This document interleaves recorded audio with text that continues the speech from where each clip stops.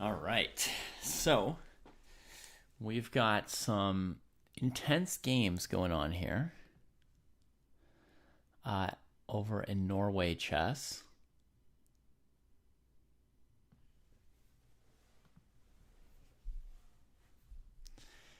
And let me just put some info here, maybe.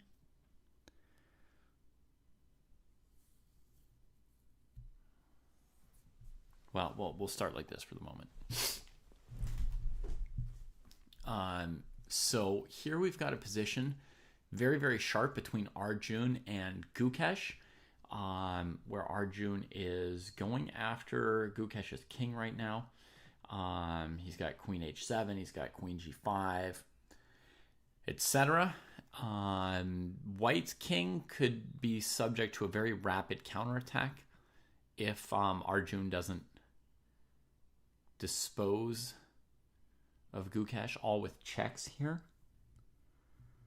Looks like Gukesh has 3 minutes and Arjun has plenty of time. Hey, Robbie, thank you. Thank you very much. Let's open up the YouTube as well so I can answer any questions that come up there.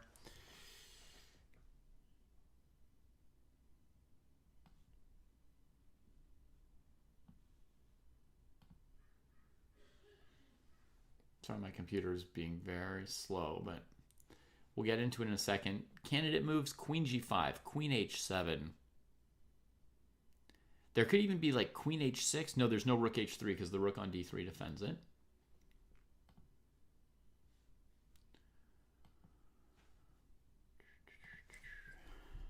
Sorry, folks.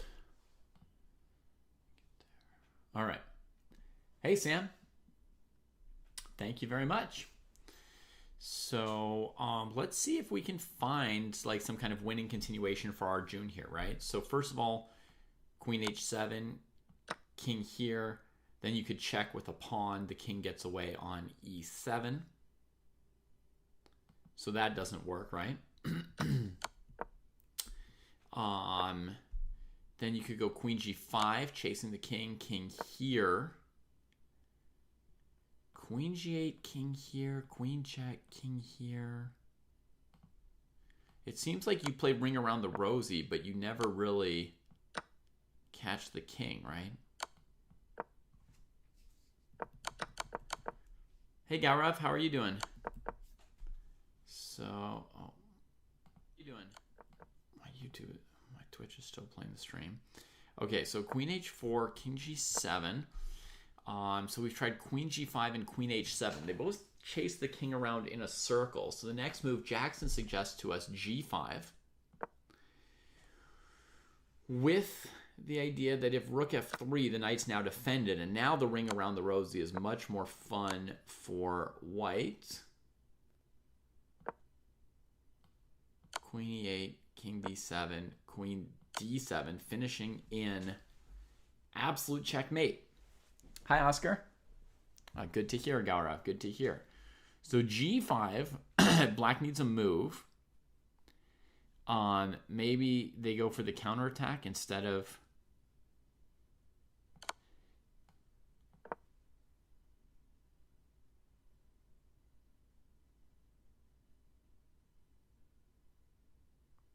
Instead of trying to take the rook. Hang on, I have an idea here. Yeah, what do you think of this move now? Defending the checkmate, pinning like this. I see some interesting possibility here. Queen h6, king here. There's no checkmate because this queen is covering it. And if you take the bishop, I mean, does the king only have one legal move to h3? It's the only move I calculated. And then queen f5. Winning. Right? Oh, he's made a move. And it sounds like a capture. He took on d3. C takes d3. So he takes the rooks out of it. So that now there's not this rook d3. Now he could play something like g5. But no, he's played another check. We could hear that it was a check. King here. There's queen d8 now, isn't there? Moves are coming in fast. Queen d8. Queen f8. Queen g5, king here. Queen f6, king here. Where's the final blow? Knight f6, king g7, knight e8.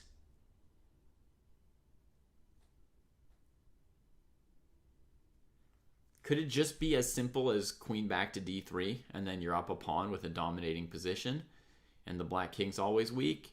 That would be enough to be winning, right? Not very thrilling, but winning.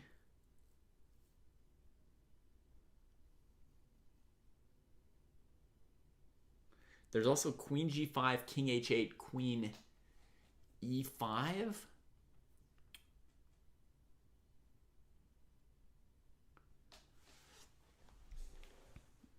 f6, knight f6, d2.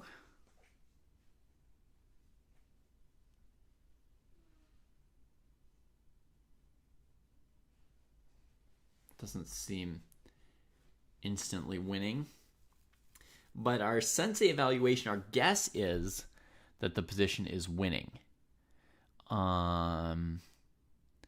Should we get some eval boards into the action here? Let's see. I got an eval bar somewhere. All right, let's open up an eval bar.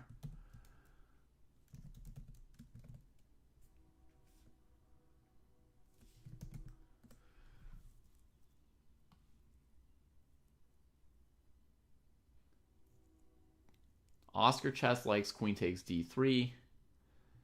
Paul also would want to eliminate the d3 pawn. Yeah. Calculating something with queen g5, queen e5, f6, knight f6, d2 seems a lot riskier. But if you look at the time on Arjun's clock, he's got the time to calculate. So he can look for something even more crushing than queen takes d3. And Oscar's right that against queen d3, the question from White's perspective would be, do we have a good response to f5 from black?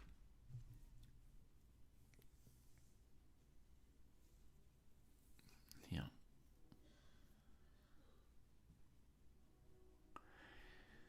I'm also thinking there may be a line knight f6 check, king to g7, queen to d4. It's also a candidate line, but it's, it's got its complications as well, maybe slight complications. I think for a master sitting at the board with minutes on the clock to think about it, this does not look super intricate or difficult.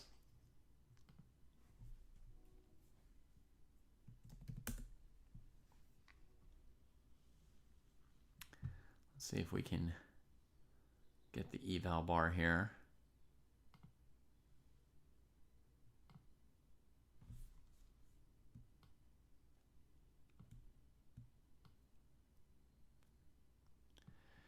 There's your sensei eval bar.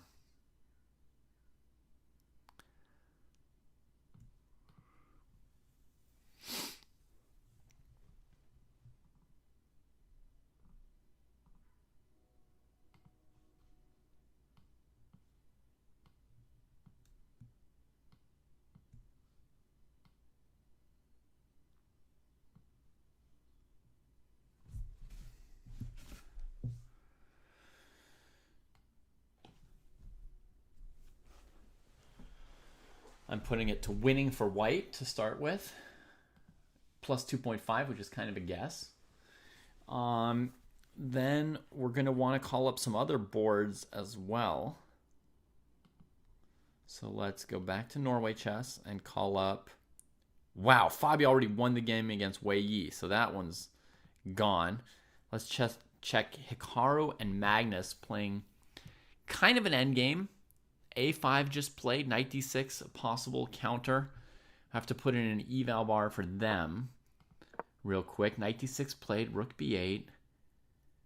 If knight b7, you can't really take with the rook because of rook e8. I think so. It's It's more like knight b7. His intention is probably to play a takes b4. Then white could play interesting knight d8. I'm going to guess that that one's pretty close to equal.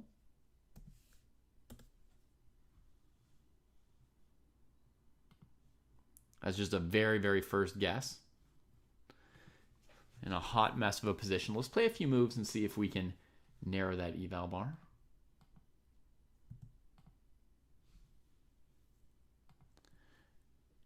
Get it more into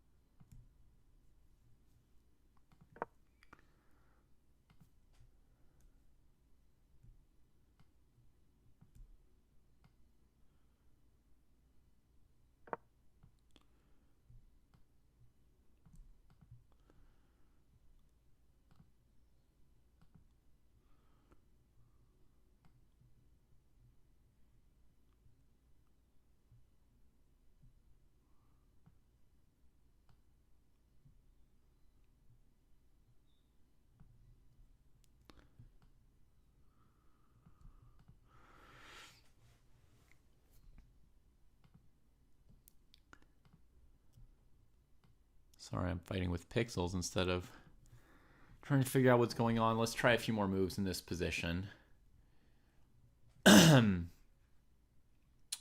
Oh, excitement on the other board too, right? Right below us. We can see, I'll just replay on the live board the last few moves for you folks. It went trades. Here, eliminated the pawn. F5 did come in. The e4 pawn looks in big danger, right? And then Arjun just plays queen d7. So he's allowing bishop e4 check, king g1, queen c5 or whatever, king f1. He thinks he's escaping any perpetual checks. Meanwhile, the queen and knight are in really scary position against black's king. There's kind of a winning plan of g5, knight f6.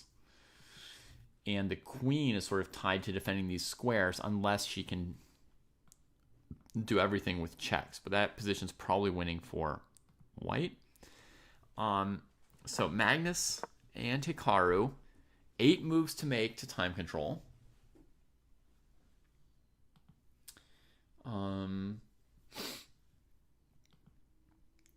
So here's my first possible line. Knight b7. Pawn takes b4. Now in this position, rook b7 is going to be a threat, I think, because if white takes this pawn, we take here, here, here, takes, bishop here. Oops, sorry. I almost made an illegal move with that bishop. Let's put the bishop somewhere like this. Okay, this endgame's a mess, but it looks very playable for black with a long-range bishop and a passed pawn coming. I wanted to keep the rook from getting behind this pawn, which I guess I can't quite do. But in any case, it's plausible that if knight takes b7, that black would take on b4. And Hikaru has just played knight c2. Now, this bishop, our first guess would have been to put it on d5 and defend this pawn, but it's gone to c6. So he's allowing like knight c4, bishop a4. Which looks messy, but draw-ish. The bishop's also covering all these rook e8 moves from here. I don't know in this speed what was wrong with bishop d5, so to speak. I would have guessed like a tiny advantage for black if there were no more tactics coming in just off of the bishop pair. So like my default guess would have been that this position would be slightly better for black if white didn't have a tactic. Sorry, my computer can't even execute moves today. What's wrong? Probably too many windows open.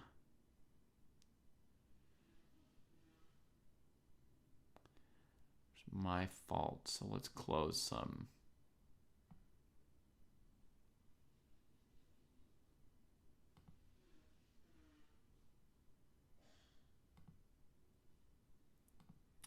Oh, Got a Zoom. Alrighty.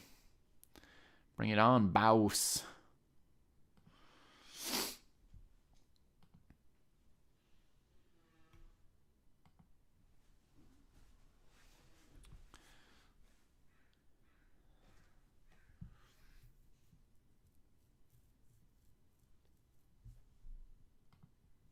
Can you hear? Say something. Oh, yeah, I hear you. Okay, good. I'm happy to just be the voice behind the curtain. I should be able to get you in here, no problem. This is kind of set up for it.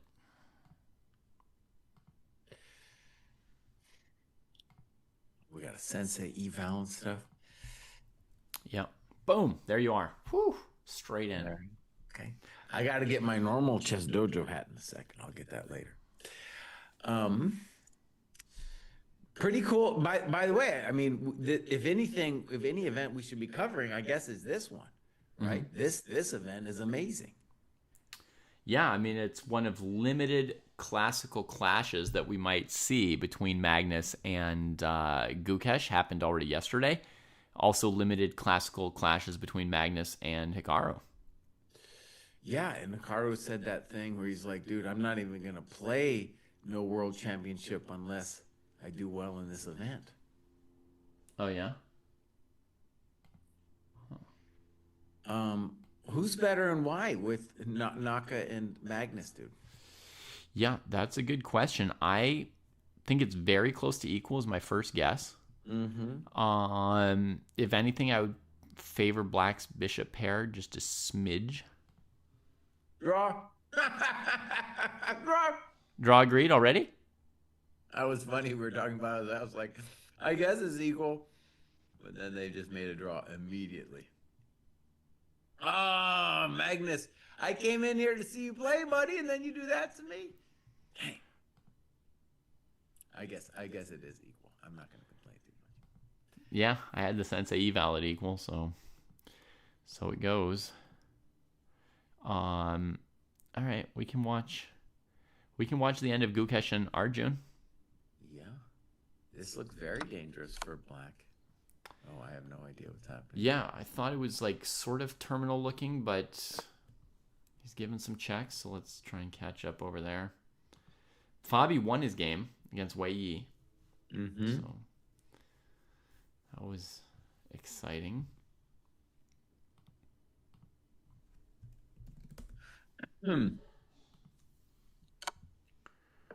All right, so let me just recap the move that I missed. So after f5, White played queen d7, check king here.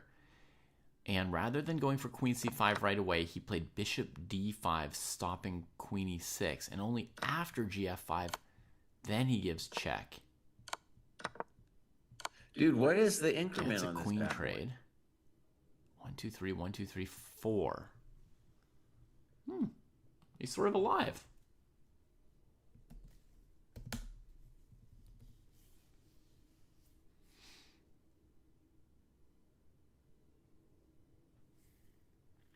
What's their increment? I don't know. They just passed move 40, but it doesn't look like they've saved Gukesh's clock. Well, actually, David, so one really cool thing, we've developed at the dojo is this new clock time rating. Mm-hmm. And one of the interesting people to think about with it is Gukesh, because the guy, well, he takes forever to move, just forever. And so I had it run some of the ratings, the dojo ratings on the World Championship with Ding. Mm-hmm. And Ding, of course, also is a clock monster. Yeah. And so it definitely gave Gukesh and Ding lower ratings when it came to time. For their time management. Yeah. Yeah. Oh, he sacks the d-pawn immediately before the white king can come to d4, huh? King e3, king d4 looked vaguely terminal, right? So he makes the outside passer. White king's in time to stop it.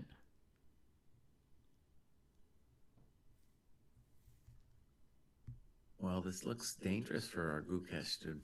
Chat's telling us 10-second increment. Oh, man, Gukesh. This is where you got to move a little faster, buddy. Now he brings the king. Is there any hope? He's basically down 2 doubled pawns.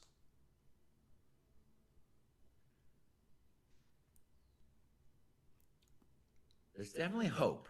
Mm-hmm. There's definitely hope.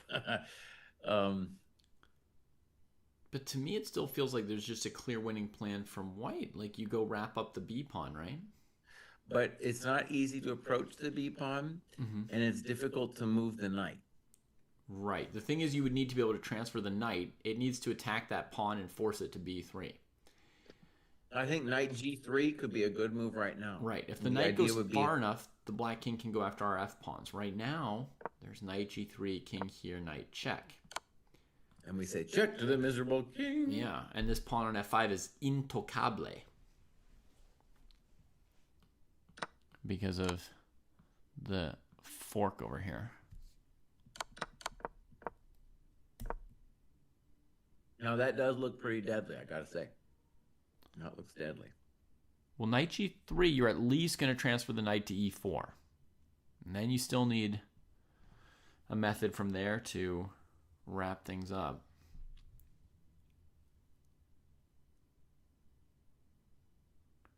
Here's a question for you. If knight G3, bishop D5, can you play knight E4? You can. But then I'm thinking black goes B3. Right.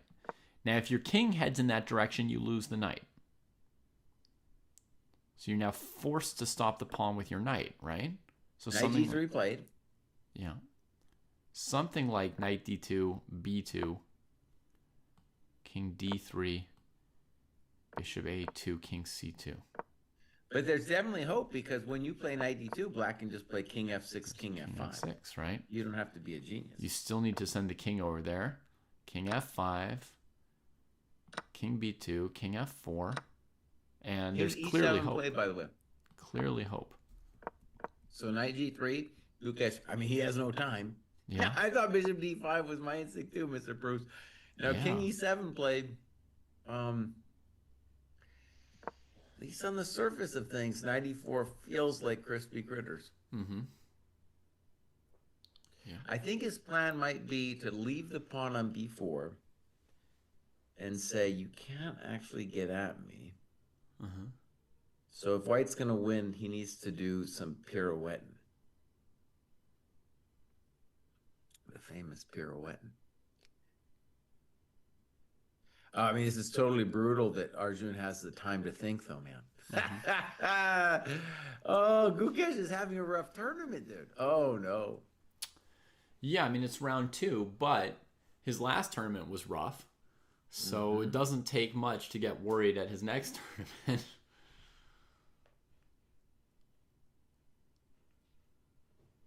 If you had to slap a sensei eval on here, where would you put it, Jesse? Winning. But it's complicated. I mean, it's going to... White is going to need to find, let's call it a problem-like solution. So you want to call it 1.5? Sure. Just got to use our little blue thingy over here.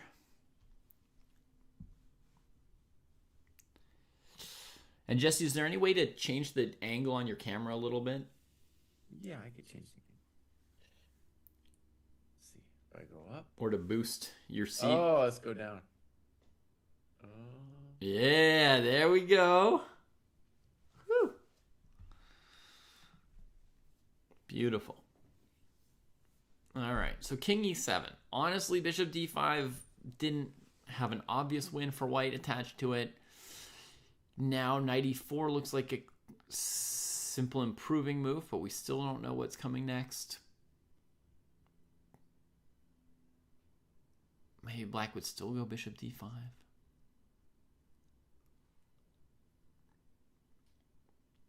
Yeah, I think black with king e7, I think what he's saying is I want to leave the pawn on b4 for a little bit, and I just want to make it difficult. I want to say you can't actually move forward. So supposing we let white make a bunch of moves, right? And white played knight e4 next. What would they do after knight e4? Exactamundo. Yeah. What's next? From black, we could play something like h6 or bishop d5, d5 you know? then. Right. Yeah. H6 isn't dumb. You could prevent the knight g5 to the world. Yeah, it's not going to be easy. It should be winning, but it's not going to be easy.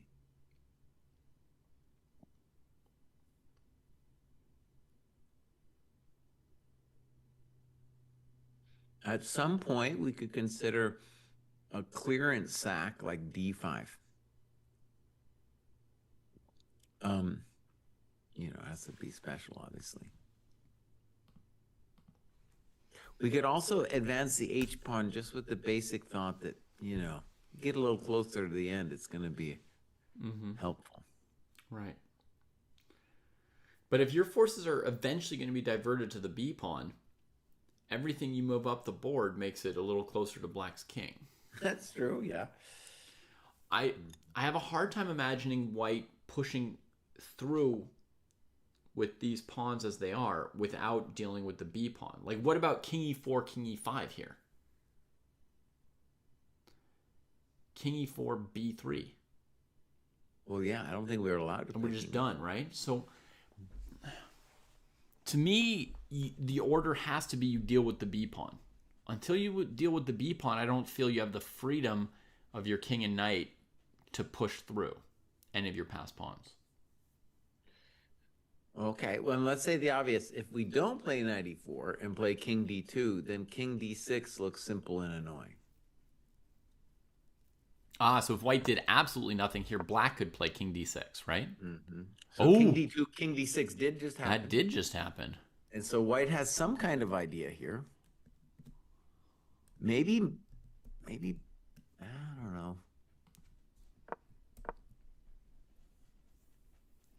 Maybe knight e4, knight f6, I was knight h7. Thinking about it, but I don't think it does it. Yeah. Maybe f6 here prevents king d5 because of f7. Well, it certainly enables king e6, though. Mm-hmm. Then we go knight e4. I think something like that. He has some problem-like vision of how this goes down. Like, I do something like this. Here's a sample variation. Knight e4. Oh, sorry. I did it in the wrong order. You want to go king e6 there, right? Knight e4 check was played. Okay. And now I didn't really have an answer to king d5. Maybe he wants king d5, knight g5. Could also go back to e3 with the king there. Could, Right, because the knight has got knight c3 check in reserve if the b pawn ever goes into motion. And meanwhile, the king and bishop are kind of tripping on each other a little. Oh, yeah, he just played king e3. Now b3 happens quickly. And now he could play knight c3, or he could maybe play f6, f7. And let's just say the obvious. b3 makes the pawn weaker. Obviously, it's closer to the board, but now I get the ability to approach the thing. Yeah. Okay, so f6, king e6, f7, king e7. And then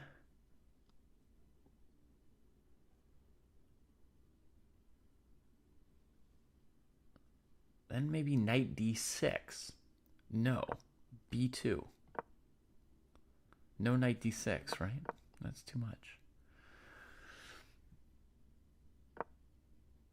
Okay, moves were played.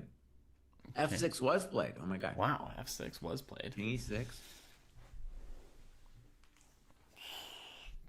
They're forced to play this endgame faster than I would be able to think about it, as we can tell from our attempt at analysis. Yeah. Where moves come in before we make any determinations. Howdy, McChicken. I didn't understand f6. Your variation f7, king e7, I kind of stopped there, and I was like, well, what about that? Okay, wait, there's one other move here. There's f5 check right here. After king e6, right? King can't take, can't go to f7. I feel like king d7 would be forced. Mm-hmm. And then maybe we can play king d2. King d2 to e3 to d2. That's fun. Okay. f5 check played. This looks like it. This looks like it to me, Jesse. Okay, David. So f5, king d7. Yeah. You want to go king d2? King back to d2. He just did it too. Yeah. Now maybe you got.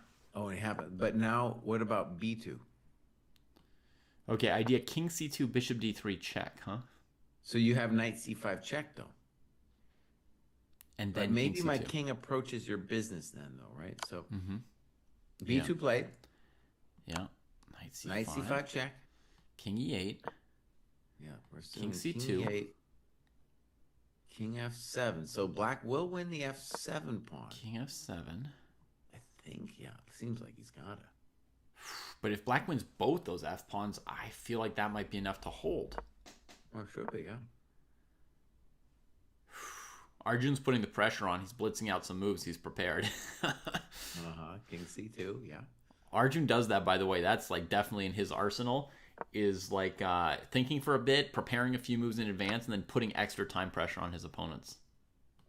King f7 played.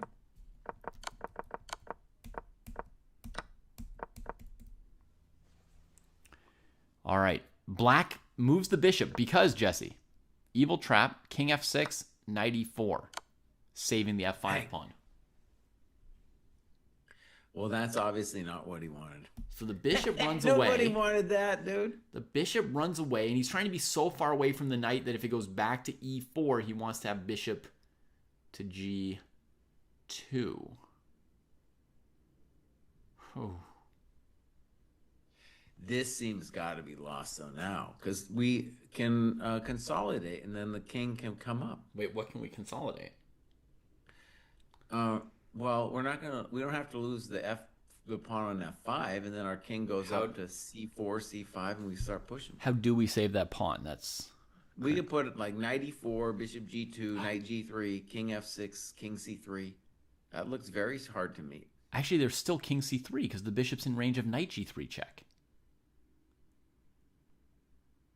But you were just going to play knight e4, bishop g2, knight g3, right? Even better. King c3. That's normal. But like if we play king c3 here, or you know what else could be evil is the d5 move, right? I mean, yeah.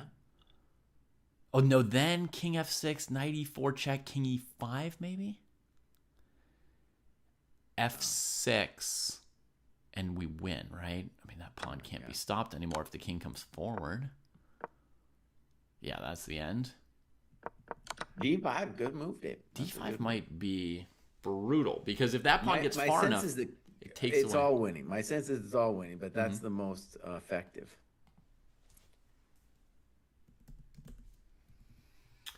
d5. So what could black have in mind? On d5, maybe bishop c4. Bishop c4, right? And then we just keep pushing it, right? d6. King f6. King takes.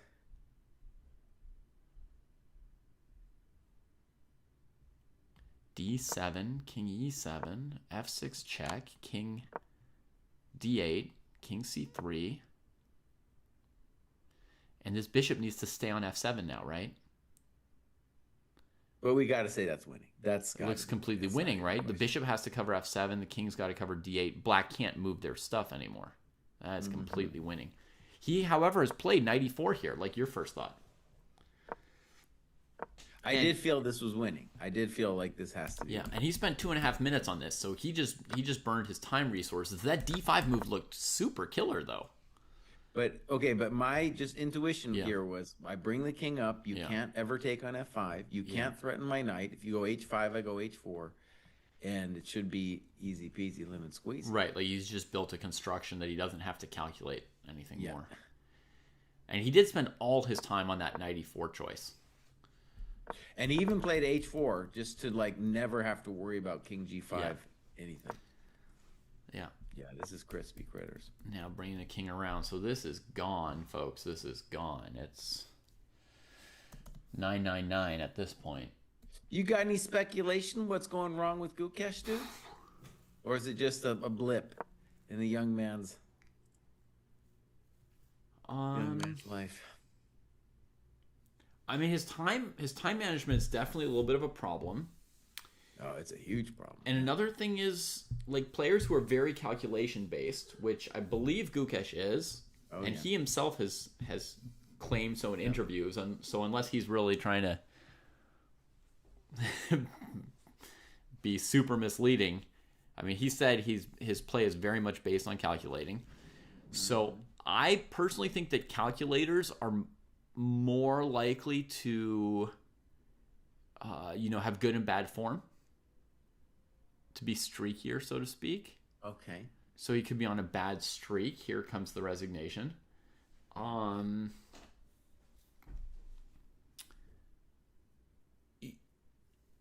It's just easier if everything is based on calculation. It's easier to have missed one little thing here or there, right? And for that to upend everything if you don't have an instinct telling you what you can or can't countenance. Let me see what was like the early part of this game. I definitely feel he's got a problem with the time management, dude. Yeah. In fact, while we're sitting here, I will put it into our new dojo time rating thing. What? Okay, just let's see if you can guess it, David. What is his?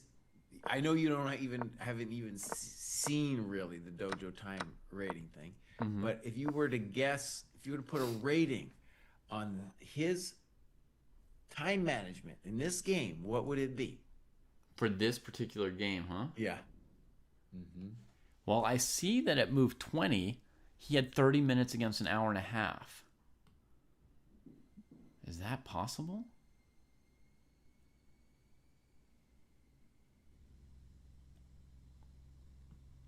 Oh yeah, no, he's So did they start with 2 hours? They did. So he's got a problem.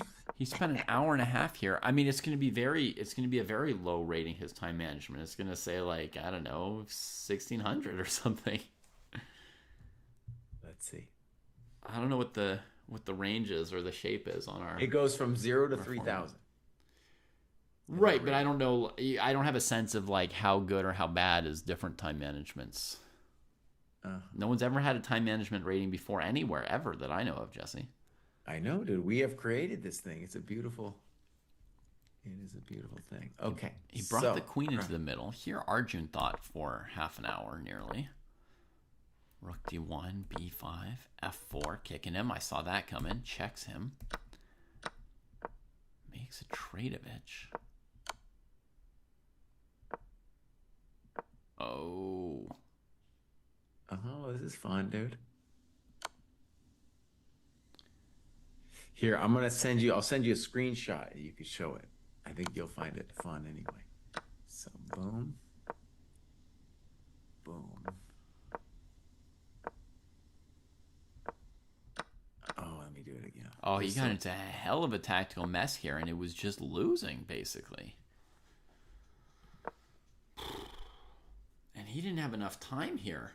He didn't have enough time, dude. That's what he's losing games. Like, if you go to move, like, 25, 26 of this game, Jesse, where he goes knight d7, and Arjun plays bishop c6, and he plays rook b6, sort of pseudo-sacking the knight on d7. I mean, he's got 14 minutes on the clock here for 14 moves. I would need 14 minutes just for this move, rook b6, whether or not it's the right one. And I think one of the reasons he didn't get punished in the match with Ding is because Ding has his own problems, dude. Ding was similarly low on time, yeah. Yeah, put that image up, dude. I think it's our rating system is amazing. Okay.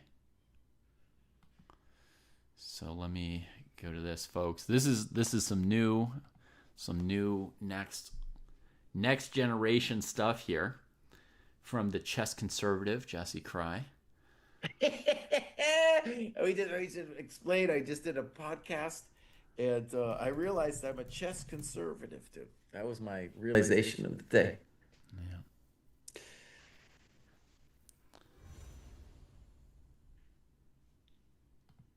Uh-oh, it's gone to It's gone crazy over here. Sorry, I'm gonna get to it.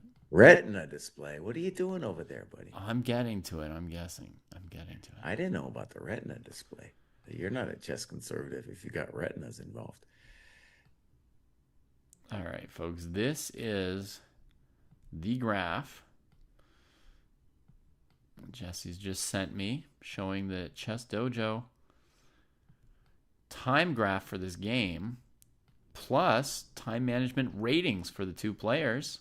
Yep. It's a pretty new thing, so maybe it'll be refined a bit. I tend to think Arjun has pretty good time management, but I think he's actually very, very strong in time management normally. But you can see here, you can see Gukesh's time plummeting at move 10. He used more than half his time around move 10 or 11 here. Dude. And this is so common from him. He does this all the time. There's no second time control. Like, his time management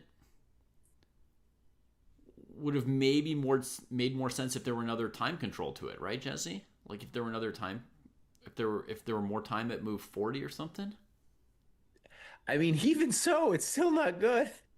Still not good, even if there was more time. He would still be like some minutes behind where he needs to be, right? But this is like completely implausible because he's going to have to play the whole endgame with 0 minutes and a 10-second increment, Even if the endgame hadn't been winning for Arjun, how's he supposed to play a real endgame like that? Mm-hmm. And what's funny, David, is when we did our preview for the Ding Gukesh, I was talking like his weakness was the way he would use time. And in some ways, it's also a strength because he can sit and he will calculate. And sometimes he finds things. And when he had that run where he killed everyone at the Olympiad, right? He wasn't getting punished for this habit. But I think kind of tail of the tape, tail of the dojo time management rating is it will catch up to you, my friend. It will catch up to you. Mm-hmm. Yeah. Yeah, it will at times. And then, the greatest calculators are going to miscalculate sometimes. And then, of course, since he's the top dog, people are probably gunning for him in a different way, right, Jesse? Yeah. I mean, his biggest success in his career, in my mind, was the Candidates tournament. I know he had like an even more slaughterific performance rating in theory at the Olympiad. Yeah. But to me, like, the biggest win of his career is that Candidates tournament, right? You've got Nepomniachtchi, Fabiano, and Hikaru, who are all desperate to become world champion, right? And he came into that tournament as basically a dark horse, a long shot. I know it was only a year ago, so it's easy for people to forget. But a year ago, if not for Nijat Abbasov, he would have basically been the outsider of that tournament. He was the last person to qualify for it. He was the lowest rated, maybe along with maybe he and Vidit had comparable ratings. And so I think that when preparing for that tournament, if I had been Hikaru or Fabi or Nepo, I would have expected, Hikaru, Fabi, Nepo to be kind of my top competition. They might not have understood how good he was about to be.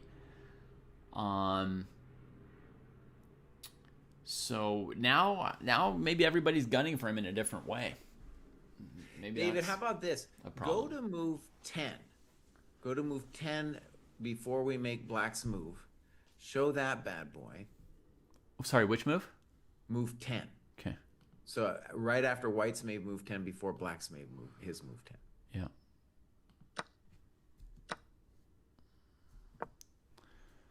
Okay, so put exactly. So this position. Now, I think when anybody just stares at this, you say Black should be fine because we got such huge development for the bishops. Okay.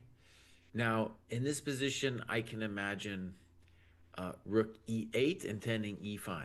I can imagine Rook D8 and you could let him play bishop c5 like in the game, and then you could do a bunch of different things after that, right? I can imagine knight bd7. I can imagine knight c6. But the point of it is, he thought for 28 minutes on that. Mm-hmm. And it's not actually a calculating decision.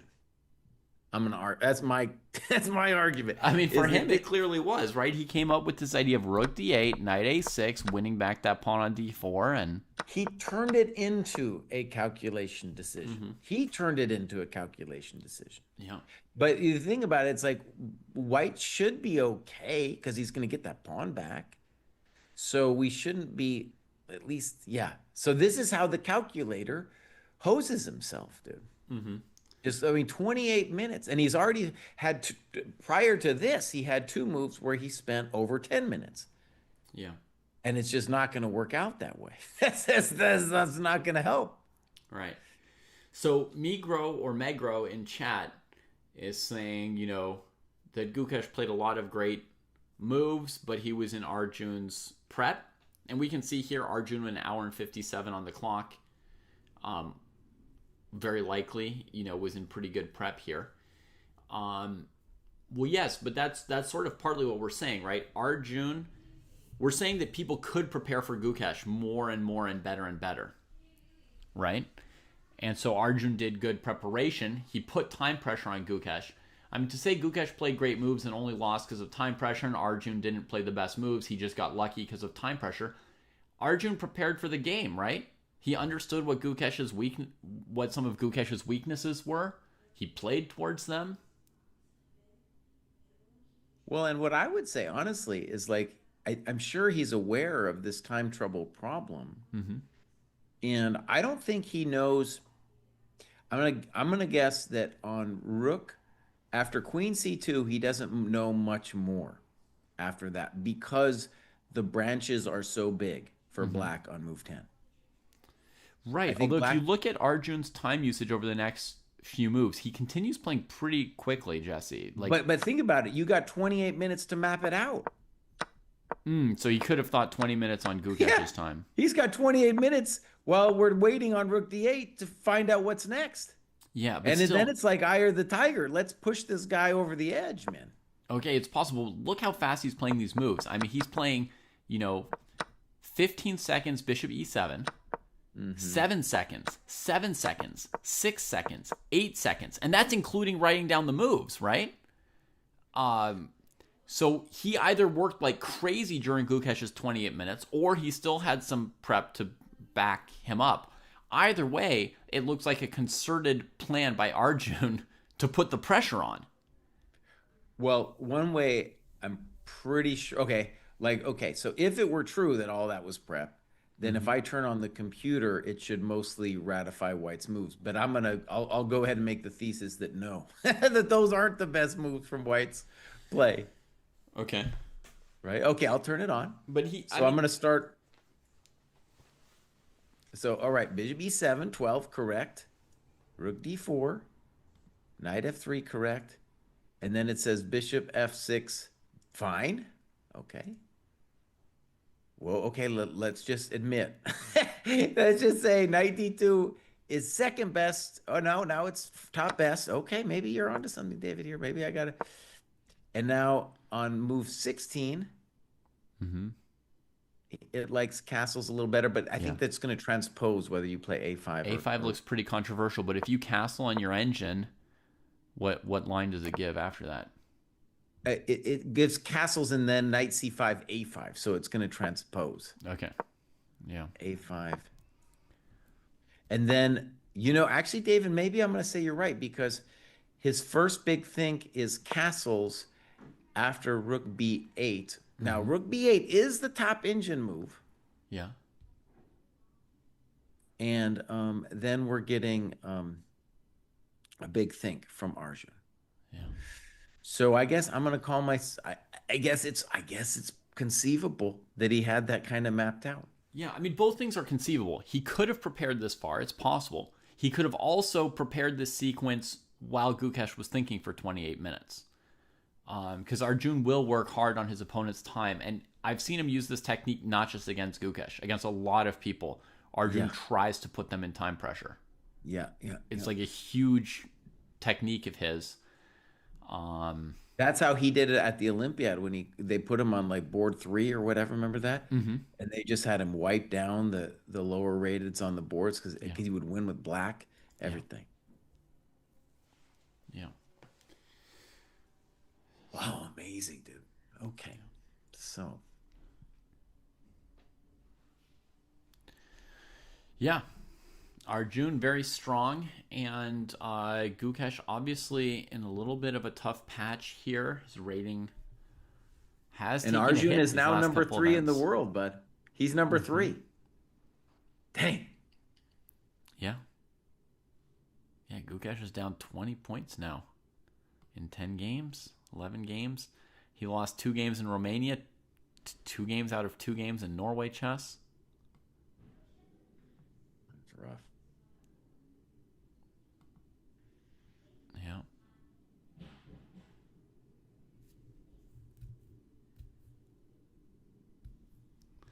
Yeah. Good players, tough games. Do you want to look at Fabi's game for a minute? Sure, dude. Yeah. Okay. That seemed like Fabi, just my quick overview, seemed like Fabi shouldn't have lost that. And he didn't. Excuse me, I didn't mean that. Yesterday, when Fabi lost. Yesterday. Yeah, when he lost against Naka. Well, he played the Exchange Slav.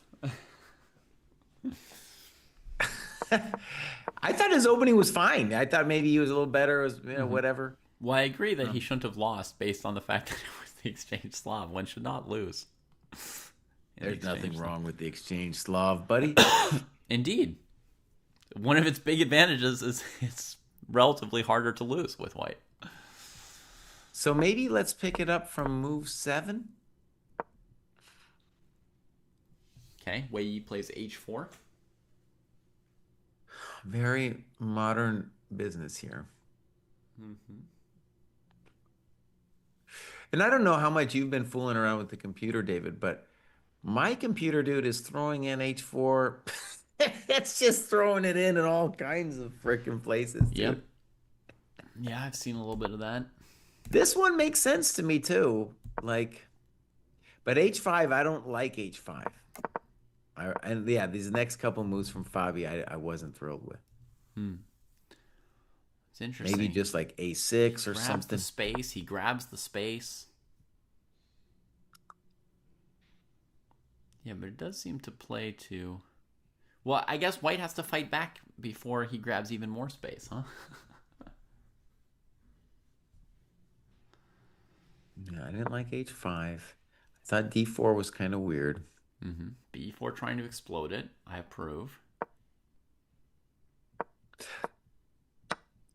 One of the things that's confusing to me is that black wouldn't play a6 in not any of these positions, either on move 7 or move 8. He finally does on move 9. Yeah.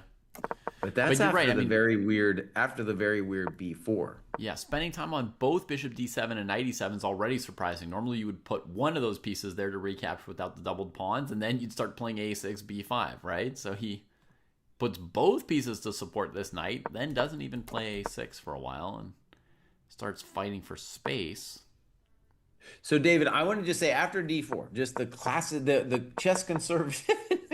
This might be my new moniker, dude. I'm the chess conservative. But instead of b4 from white, my narrative would be if you just move your b1 knight to either a3 or b2, you're going to be doing good because you're going to get this King's Indian structure.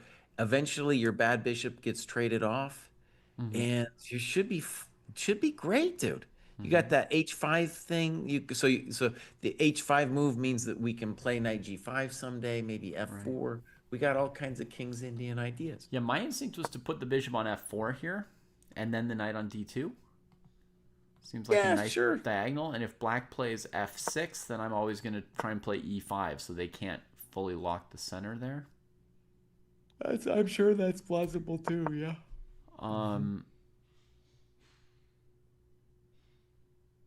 I just wanted to move my knight because Mama said knights before bishops, you know. Oh my God. Well, yeah. Also because on F4, I kind of might want my pawn on F4 later, you know, like a knight G5, F4 kind of thing. Mostly, I just want to bring my knight out, though. Yeah, but I mean, more than knights before bishops, you're supposed to play with flexibility, right?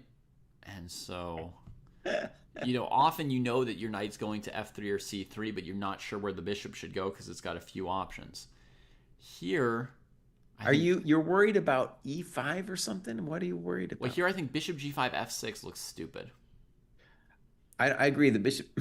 I'm just not sure where well, you talk about flexibility. I'm not sure where the bishop on C1 wants to go. Okay, and I'm pretty sure, which is why I'm saying bishop f4. Okay, okay. B4. Now, did dude tank on B4? Let's go look. Yeah. No, he played B4 super fast. What? He My thing says 14 minutes on castles, 1 minute on d4 from black, and 17 minutes on b4. Oh, we're getting different things. I have 1 second on B4. That's weird. And then okay, so just we're on the same page. I have 51 seconds, bishop A4, and then from Fabi, 12 minutes on knight G6, move 10. Yep. Okay, well that's the same. Yeah. So we get this trade in the center going to opposite colored bishops. And then we don't get bishop takes g7, which would be very frisky.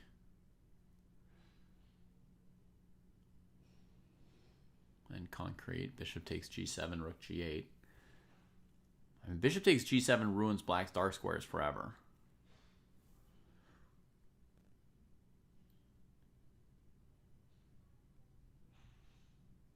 Here's I'm gonna send you another one, David. Another snip. Okay.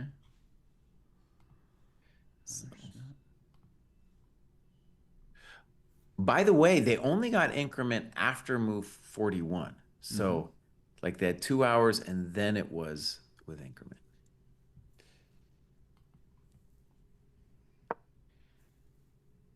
You actually, do you want to just guess what the ratings of both players are? For the time management on this game? For the time management, yeah. I mean, it looks considerably better at first. But then Wei Yi does use another 30 minutes right here between moves 16 and 19. So I'm going to guess he's going to get a rating in the low 2300s. And Fabio will get something kind of like 2450. Like your Fabi guess was good, but not the Wei Yi guess. No, 2330 for Wei Yi, 2320. Go check it out, dude. Tail of the tape. 1960? Paste that thing up there so people can see this bad boy. 1960? Their graphs don't look that dramatically different, Jesse, as to explain a 500-point difference in time management. Oh, it's partly because the game ends before the green curve even gets down there, huh? But the green curve, it's pretty. It's sensitive to when it's not it's not like a mistake. Right. So yeah, no, this is terrible. He's at move 28 and he's got 3 minutes left. That's not where you want to be, my friend. That's going to get you a lower rating. Okay. Yeah. Okay. Now let's see what his position was like around move 28. So he played f4 here. Fabi makes use of his opposite squared bishop. Rook d1 to defend it. Tradovich. And then an f6 pawn to limit. Oof.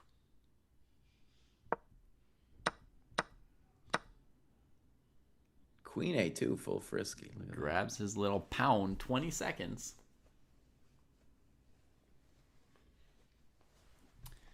Ooh, Jesse. Check this out. M Maxing, already using the tool, has a 2,700 plus time usage rating in a round robin game.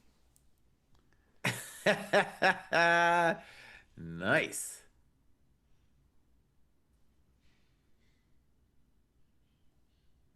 Now, the main thing we should say about it is it's a fun and interesting thing on the individual basis, but Our next step with this, which is the most important, is to get an average over mini games. So you will have a continually updated time management rating.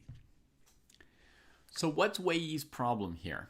Is his problem that black is at some point going to trade on d3 and then take on b2 or something? His problem is that he took too long to move. Okay. That's his problem. But what's he trying to figure out over the board here? Yeah, he's got some issues. This is a pretty amazing moment. This rook takes h5 and black responds by castling, right? Yeah. You just opened their h-pawn. Gets castled. The f6 pawn, though, is just doing so much work here. e5 would be a much more obvious move for white here than rook a1, right? Leaving d3 hanging.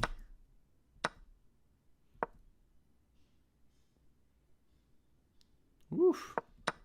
And here, yeah, you can see the time, the result of bad time management is you blunder like you're 1,000 points lower than you are here with rook takes b5.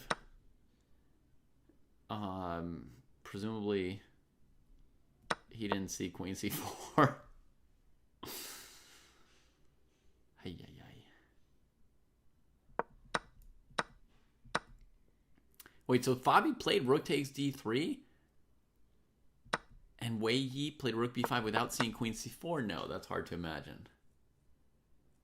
He was already ready to resign, so he just wanted the fans to see the tactic.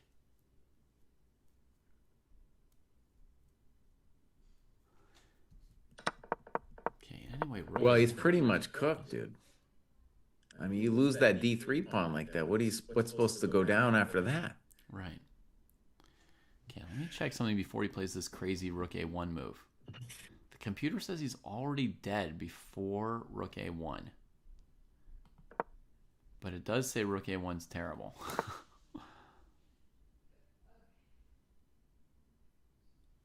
Okay, so basically the computer says, like, whatever you do, black will play queen b3 next and then just clean up the d pawn, and then, you know, your king's open and the position's open. So e5, black would take right away. Okay.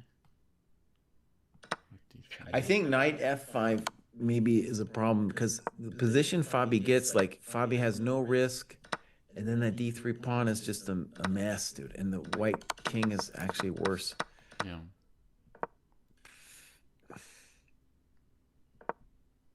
But yeah, by the time he played knight f5, he was already at move 23. He had only not a lot of time left. You know, under 20 minutes. Yeah. Yeah, this position after the knight trade is just difficult because the white king is just so open in all scenarios. Interesting.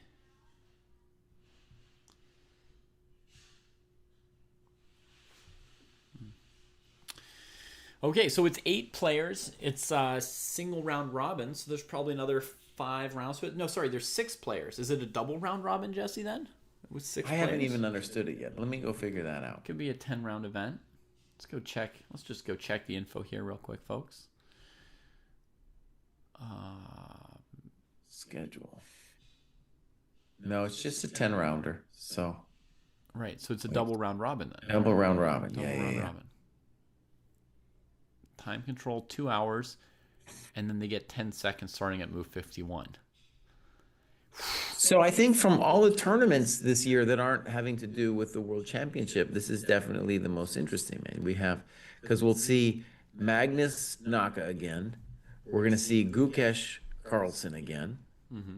And we got like the narrative of Naka. We got a lot of narratives. The narrative of Gukesh. Yeah. To see if Carlsen really still cares. If he's going to throw a fit if he plays badly. You know, all these questions. Yeah, and this is like the only tournament where you're going to see Magnus playing classical chess this year pretty much, right? And then you've got Gukesh, Naka, Fabi, and Arjun there. Yeah, it's a great field. And we got like the World Championship at the bottom, dude. 0 points. 0. Mm-hmm. Hey. Yeah. Tomorrow, Gukesh has white for the first time this tournament against Hikaru.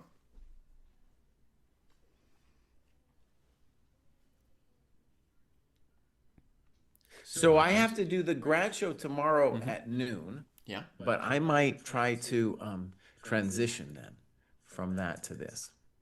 Mm-hmm.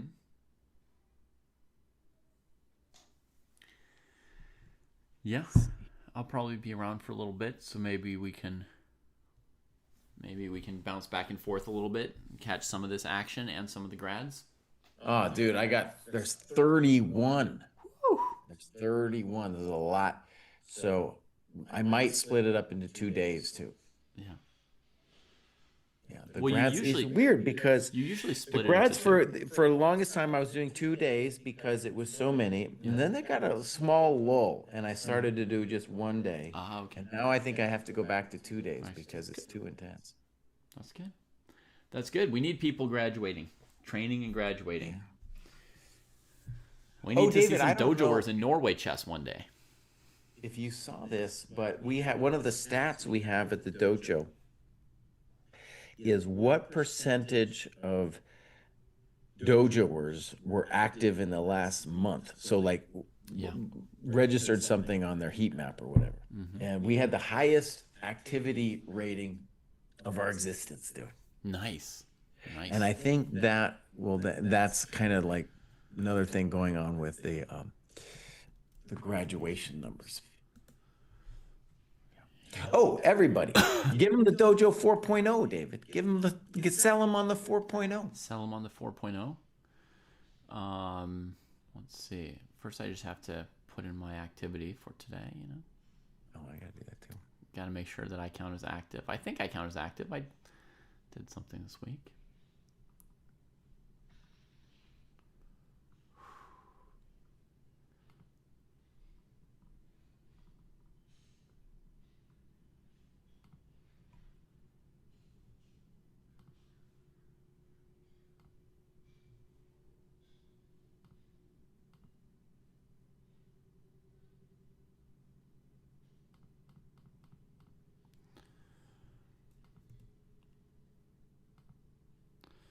All right. I've updated. All right. Sell people on 4.0. I'm not a salesman. The dojo training program's great. People who are watching us on Tell them about the promo, Twitch and buddy. YouTube. Come on. What do you mean tell them about the promo? You want me to send them to a YouTube video you made? No. Tell them about Dojo 4.0. Okay. He doesn't even know, you guys. He doesn't even know. I showed somebody how to use some of the new features on stream All right, everybody, listen a up. couple days ago. If you are not a member of the dojo, you can go to our site now and enter code dojo. Oh, you're talking to about get 40% off until next month around the 15th, June 15th. Yeah. That is our window because the site is the best it's ever been. It keeps getting better too, and we want you to try it out. A lot of people out there know us from, a couple years ago when it was still a cool site, but it was a little bit more rough around the edges. Now, an amazing thing. So yeah, we just want people to go check it out. 40% and David off is a communist, so he's not really into selling stuff. Okay, so there it is. I mean, I would like people to try our site. Well, there you go. You just got to do a little. You got to sell a little bit, Bose. You got to sell a little bit. But I mean, it goes beyond being a communist. I don't like bothering people, Like I trust them to make their own choices. But they don't know. They don't know. You got to tell them. Yeah. Anyway, 40% off, as Jesse said, for this month, which is too much. Which is too much. And yeah. All right, cool. Well, David, hopefully I'll see you tomorrow, buddy. Yeah, same. Folks, with Norway Chess done for the day, I think we'll send a raid to some friends somewhere here. So let's. So I'll say goodbye as well. We got people playing Title Tuesday. We've got somebody studying tactics. Let's go to the Chess Sharks as they study tactics, see how they're doing. Raid, Chess Sharks. You just read Talbot Vinnick's first game today. What a great game, right, Benedict? What a great game. Makes you wish it were 1960 and you were watching the match live. All right, Be a folks. chess conservative with me. What's that? I said, be a chess Be a chess conservative. conservative. Talk about how 1960 was better than today. All right, folks. We'll see you. We'll see you tomorrow. Bye.